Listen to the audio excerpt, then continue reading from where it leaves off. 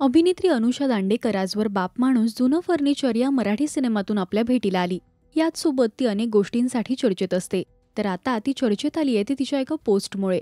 संजय लीला भन्साली यांच्या हीरामंडी या वेबसिरीजमध्ये अभिनेता जेसन शहा यांनी काम केलंय. जेसनने याआधी मराठमोळी अभिनेत्री अनुषा दांडेकरला डेट केलं होतं. सिरीजनंतर दिलेल्या एका मुलाखतीत त्याने त्याच्या आणि अनुषाच्या नात्याबद्दल खुलासा केलाय. तो म्हणाला, समोरची व्यक्ती मला खरोखरच समजून घेऊ शकली नाही आणि मला वाटलं की ती मला एका ठराविक बॉक्समध्ये फिट करण्याचा प्रयत्न करत होती. पण तसं होऊ शकत नाही ना. कधीकधी आपले विचार योग्य प्रकारे मांडू न शकल्यामुळे नाती तुटतात. मला वाटतं की आमच्या बाबतीतही तसंच घडलं.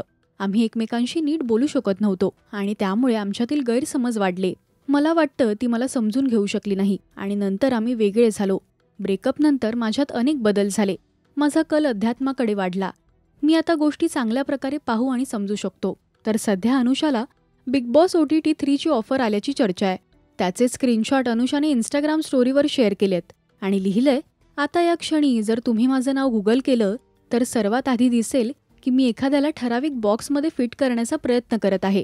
हे खोटं आहे आणि आता हे दुसरं खोटं.